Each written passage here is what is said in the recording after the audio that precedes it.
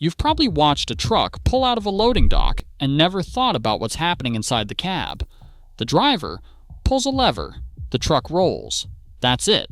But step into a brand new 2026 freight truck in Munich, then step into a brand new 2026 freight truck in Memphis, and you're looking at two completely different machines from the driver's seat. The German truck has a small dial, or a stubby selector. D for drive. That's the entire shifting experience. The American truck has a tall, knobby stick shift with anywhere from 10 to 18 speeds, and the driver is still working a clutch and double clutching through gears like it's 1985. Same year, same engines, same global manufacturers. Why is the country that built the modern interstate still teaching its truckers to dance on 3 pedals while Europe quietly moved on 20 years ago? The lazy answer is that Americans are stubborn. That's not it. The real answer is buried inside a federal license code, an entire economic class of trucker that does not exist in Europe, and a single transmission company that became so culturally embedded that swapping it out felt like betrayal. And the answer connects to something sitting in your grocery cart right now. Most people don't get past the first reason. But let's start with what almost everyone gets wrong. The first thing people say is that American truckers are old school, that the industry just refuses to modernize. That explanation is comforting, and it is almost completely wrong. The real reason starts with a single letter on the back of a commercial driver's license, or CDL. The letter is E. In the United States, federal law assigns restriction codes to every CDL. If a driver takes the road test in a vehicle with an automatic transmission, the Federal Motor Carrier Safety Administration, known as FMCSA, stamps an E on that license. The E means the driver is legally barred from operating any commercial truck with a manual transmission forever, or at least until the driver returns, retests in a manual, and pays for the upgrade. Now think about what that does to a driving school in Iowa or Texas. The school has one shot to produce someone hireable across as many fleets as possible. Train the student on an automatic, and the student is locked out of every legacy truck on the road. Train the student on a manual, and the student walks out with full access to every truck made in the last 40 years. Therefore, the schools train manual, almost universally. The American Trucking Associations has reported a national driver shortage hovering around 60,000 to 80,000 unfilled seats for years. Every school is competing to graduate maximally hireable drivers as fast as possible, so the manual stays. The students learn the 8-speed, the 10-speed, the dreaded 13, and the 18-speed road rangers. They graduate. They become trainers. They train the next generation. The cycle locks itself in place. But here's what most people do not see. The commercial driver's license restriction was not designed to favor manuals. It was created to make sure drivers actually understood the equipment they were certified on. The unintended side effect was an entire generation of fleets and schools choosing manual to dodge the Class E restriction. Europe never had this problem at the same scale. Most European countries treat automatic and manual heavy vehicle licenses with far less rigid separation. So in Europe, the school can pick the easier option, and the student does not lose anything. In America, picking automatic costs the student access to most of the fleet they will spend the next 20 years driving. But that is only the first floor of the building, because there is an entire class of American trucker the average European driver does not even compete with. Roughly 350,000 American truckers do not work for a fleet. They are the fleet. They own the truck. They pay for the diesel. They eat the repair bill. They are called owner-operators, and they are the closest thing American freight has to a national institution. The European trucking industry barely has an equivalent at this scale. Most European long-haul drivers are employees of large logistics firms running fleets of identical trucks on identical maintenance contracts.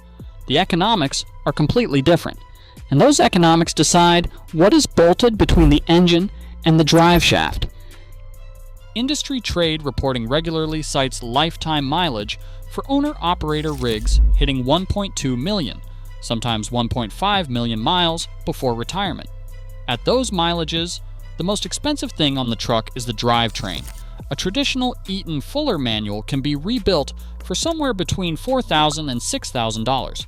An automated manual transmission rebuild lands closer to $15,000 to $20,000 because of the actuators, sensors, and computer modules layered on top of the gearbox. And this connects to something sitting on your kitchen table right now. But we will get to that. Here is where it gets harsh.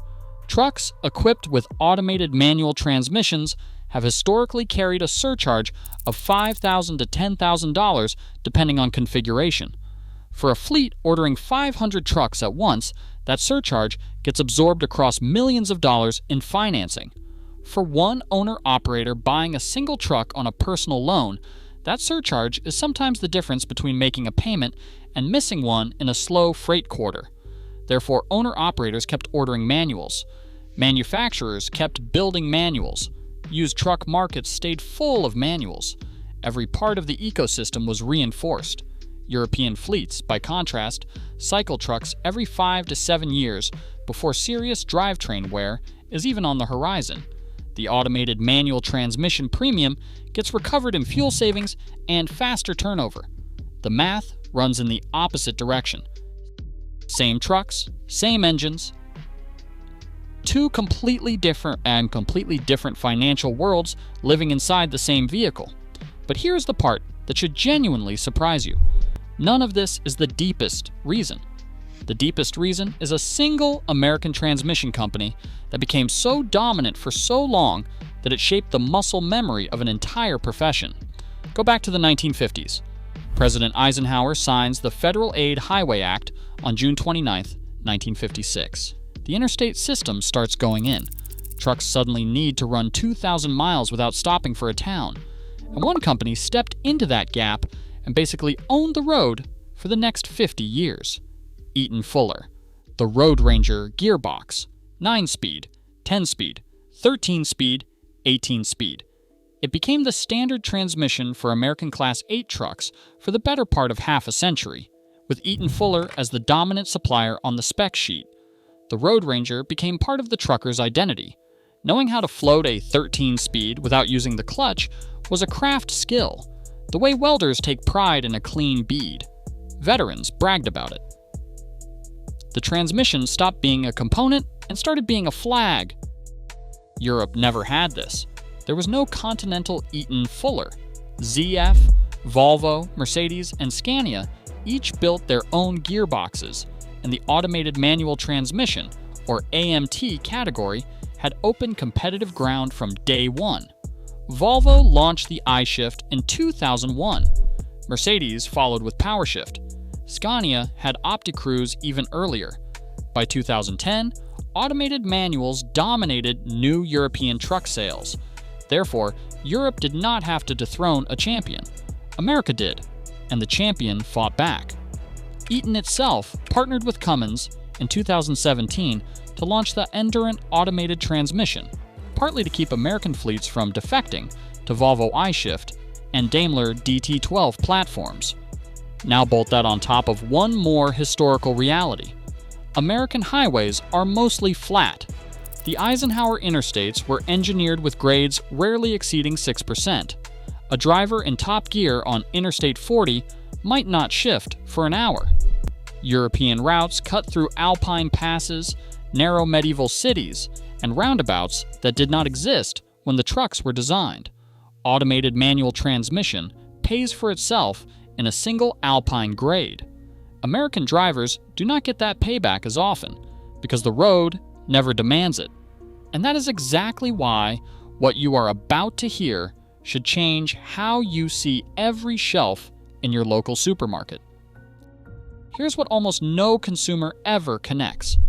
Every gallon of milk in your refrigerator, every banana in your fruit bowl, every box of cereal on your shelf, every single product that was not made within 50 miles of your house traveled inside a truck whose transmission choice was decided by everything we just walked through.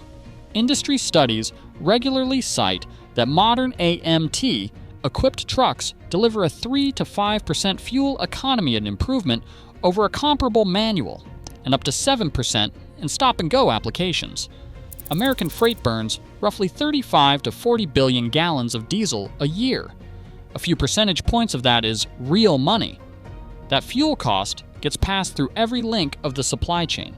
The bread, the chicken, the soda, the lumber for your deck, all of it carries a transmission tax that you've been paying without ever knowing the line item existed. And here's the part that closes the loop. America is finally catching up.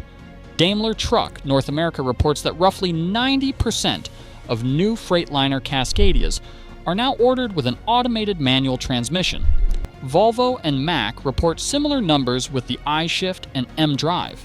The new truck market is now dominated by automated manuals, but the existing American fleet is somewhere in the range of 3 million Class 8 trucks. A huge share of them sold with manuals, and they will be on the road for another 10 to 15 years.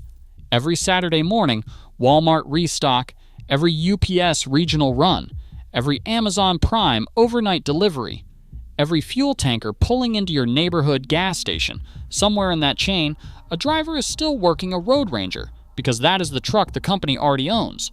So here's where you actually land. You looked at that American truck driver pumping a clutch in 2026, and you probably thought you were watching the past refusing to die. But what you were actually looking at was a federal license restriction code, an owner-operator class of 350,000 small business drivers who keep their rigs running for 1.5 million miles, a drivetrain rebuild cost that destroys an independent's budget but vanishes inside of fleets, a 50-year monopoly by Eaton Fuller that turned the Road Ranger into a cultural artifact, an interstate system engineered so flat that the manual barely had a reason to evolve, and a $5,000 surcharge that decides which world a truck gets sold into. That's not stubbornness. That's a country honestly answering its own equation. And that growl of a 13-speed Road Ranger downshifting on a Tennessee on-ramp tonight, that's the sound of every grocery aisle you walk through this week. You're not just looking at a stick shift. You're looking at how a country honestly answers its own freight equation. And if you think the transmission story is strange, wait until we get into why American trucks have those long, knobby noses and giant sleeper cabs, while European trucks look like square boxes pressed flat against the windshield.